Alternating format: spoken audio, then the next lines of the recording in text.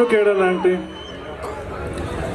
ಇವತ್ತು ಎಲ್ರಿಗೂ ಚಿಕ್ಕಪ್ಪ ನೆನಪಾದಾಗ ಮೊದಲು ನೆನಪಾಗೋದಂದ್ರೆ ಅವ್ರು ಹೇಗೆ ನಮ್ಮ ಅಪ್ಕೋತಿದ್ರು ಅಂತ. ಅವ್ರ ಹೆಸರಲ್ಲೇ ಅಪ್ಪು.